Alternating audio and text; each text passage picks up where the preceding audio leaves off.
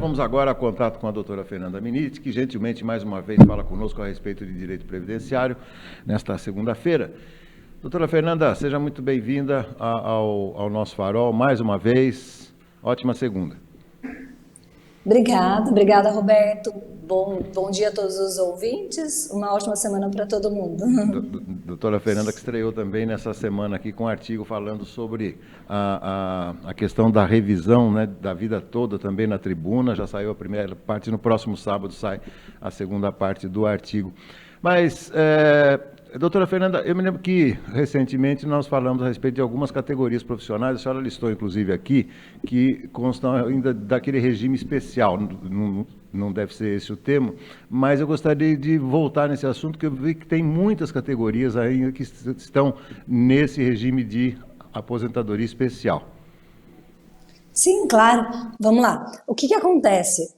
Até o ano de 1995, haviam dois tipos de enquadramento. O enquadramento pela categoria profissional, então bastava enquadrar a profissão, e o enquadramento pelo agente. Então aqui, quando você diz de enquadramento por regime especial, eu entendi o conceito que na verdade, o enquadramento pela profissão da pessoa.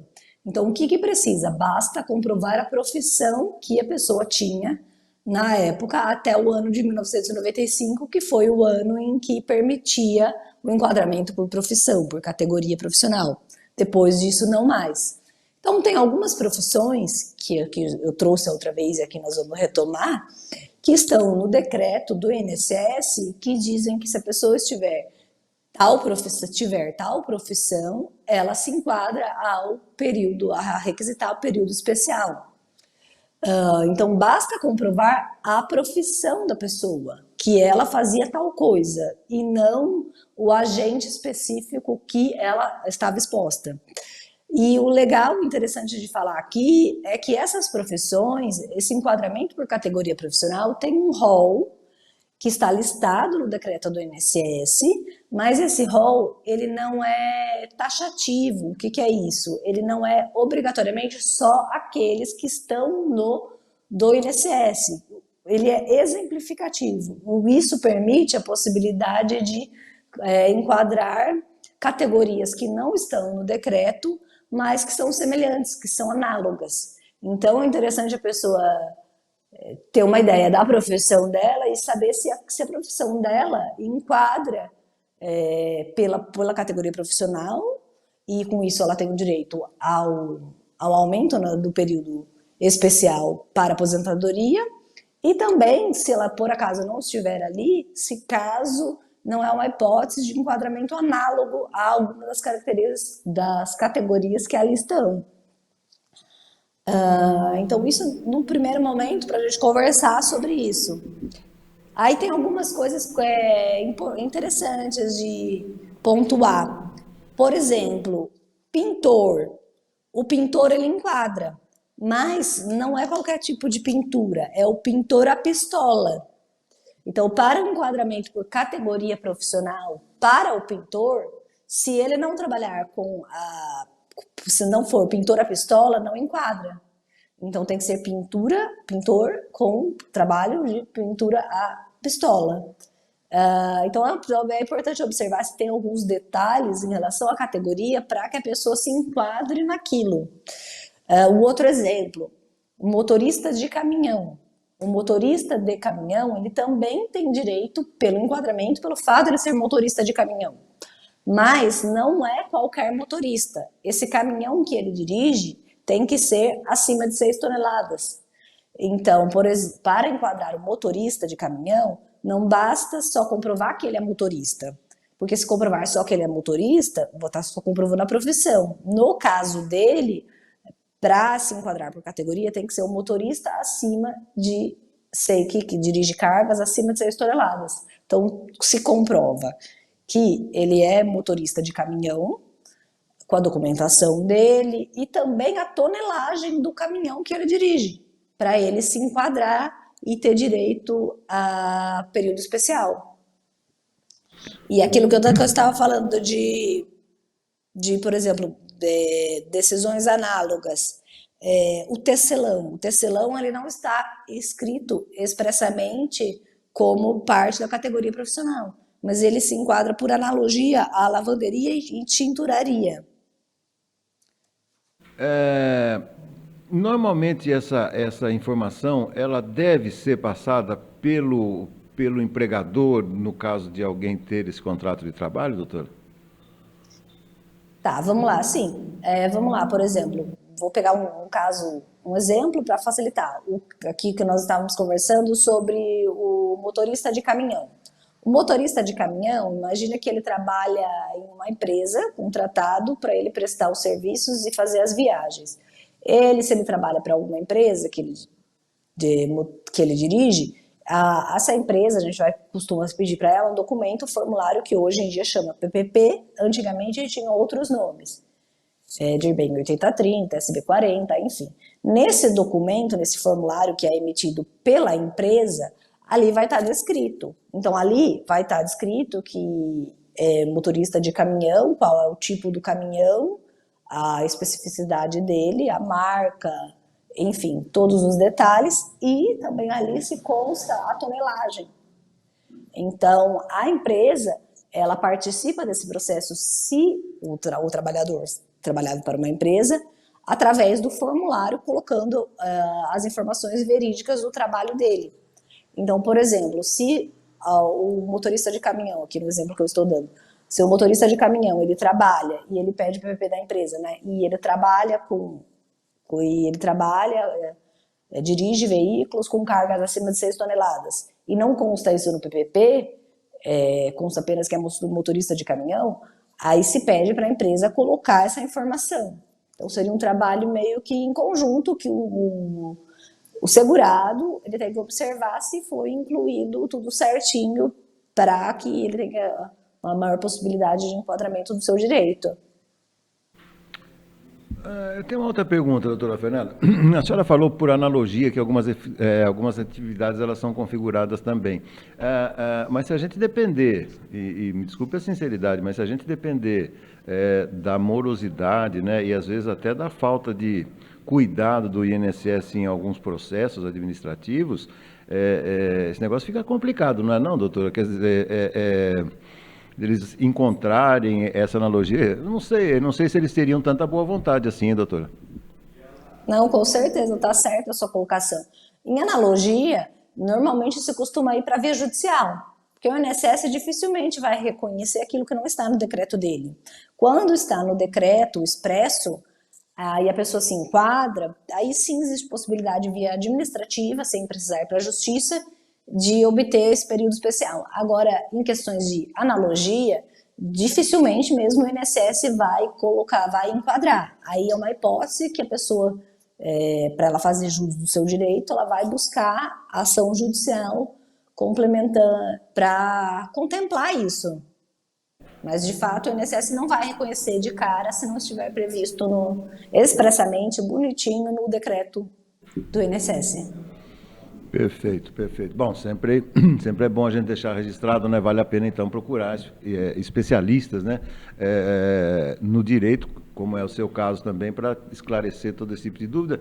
E agora, para a gente concluir, nesse caso especificamente, doutora, a justiça ainda é o caminho mais rápido, mais recomendável para esse provável beneficiário? Bom, são 3 caminhos que o advogado ou a pessoa especialista que trabalha nessa área que deve sempre se atentar. Aqui eu já vou responder a sua pergunta, mas também aproveitando ela para dar até uma orientação, que é o seguinte: sempre se tem que saber o tipo de benefício que estamos lidando. O que eu quero dizer com isso? O profissional que vai trabalhar com a aposentadoria da pessoa ou o benefício tem que saber sempre 3 caminhos. Quais? A via administrativa, o que o INSS pensa acerca do assunto que vai ser solicitado. Então sempre tem que saber o posicionamento do INSS. E o segundo e o terceiro são o posicionamento da Justiça. Dentro da Justiça tem o Juizado Especial Federal, que é o juizado para pequenas causas, e a Justiça Federal. E ali é importante o advogado sempre tem que saber esses 3 posicionamentos. Por quê? Porque são pessoas e órgãos diferentes que julgam. Então, muitas vezes, tem um posicionamento favorável na Justiça Federal e não tem um posicionamento favorável no Juizado Especial Federal. Então, a estratégia que o advogado vai utilizar, ela é decisória para se vai ter ou não direito ao benefício. Então, sempre tem que saber o que o INSS pensa sobre tal assunto, o que a Justiça pensa, e dentro da Justiça saber o que o Juizado Especial de Pequenas Causas pensa sobre isso e o que a Justiça Federal pensa. Porque se, por exemplo, o caminho for perder no Juizado Especial Federal, ele não for favorável, e a Justiça Federal for, aí se usa como estratégia, tem que deixar o valor da causa ultrapassar 60 salários mínimos para ingressar com uma ação na Justiça Federal. Então, essa ação vai demorar mais um pouco para poder dar entrada, mas ela vai ser dada entrada de forma correta. Como que se faz isso? Pede, por exemplo, pede o benefício no INSS, mesmo que o INSS negue, só para contar atrasados do período em que essa calação, em que aquele processo administrativo vai estar correndo, mas só para computar os atrasados, para poder o valor da causa atingir acima de 60 salários mínimos e ingressar na Justiça Federal. Um exemplo disso é o vigilante. O vigilante, o STJ, entende favorável, com ou sem arma. O STJ, ele faz parte da instância superior da Justiça Federal. Já o Juizado Especial Federal, que é a instância superior dele, a Turma Nacional de Uniformização, tem entendimento diferente. Então, quando se trata de vigilante, nesse exemplo, não adianta entrar no INSS, que o INSS não concede, o INSS só concede até 95 ou 97, o INSS só equipara o vigilante ao guarda, ele não vai conceder. Então, o vigilante, a estratégia é entrar na Justiça Federal, não adianta entrar no juizado. Então, ali respondendo a sua pergunta, nesse caso específico, vai depender do tipo da profissão, do que ela for, do tipo da profissão que a pessoa estiver exposta e querendo comprovar. Se for algo mais simples, que estiver ali no decreto, pode sim ser uma boa alternativa buscar isso na forma administrativa, respondendo a sua pergunta dentro da categoria. Mas puxando o gancho e lembrando que para todas as outras, qualquer análise, é sempre muito interessante, não é nem interessante, é essencial, crucial saber o posicionamento, esses 3 posicionamentos, que isso vai fazer toda a diferença na estratégia ou não a ser utilizada. Um outro exemplo aqui, só para ficar isso um pouco mais claro, período rural. Período rural, o INSS administrativo, ele costuma ser favorável. Ele costuma ser mais favorável no INSS administrativo do que na via judicial. Então, quando se trata de benefício que está incluindo o período rural ou mesmo benefício de aposentadoria rural, é sempre interessante percorrer todas as vias do INSS, todas as vias administrativas, que ali ele tem mais chance de ter êxito do que ele partir para a justiça. Período especial depende muito. O INSS administrativo, ele é muito criterioso, se costuma ter muito não no INSS para a inclusão de período rural não, período especial. Aí, claro, o INSS negou, ou se o INSS negou, aí essa ação vai ter que ser levada para a justiça. Mas por categoria profissional, que era esse assunto, o tema de hoje, se tiver comprovado, o INSS ele tem uma tendência a aceitar. Agora, por agente nocivo, o INSS ele é um pouco mais resistente. Período especial no INSS ele dá um pouco de trabalho. Mas, se não for ali enquadrado, depois que se entra na via administrativa, pode sim entrar com a via judicial. Perfeito, ficou claro.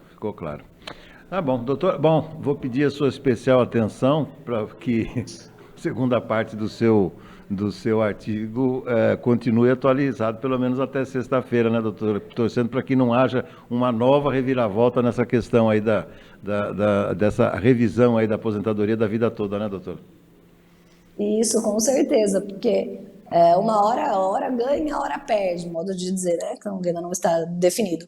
Mas haja coração para todo mundo acompanhar essas mudanças, essas decisões.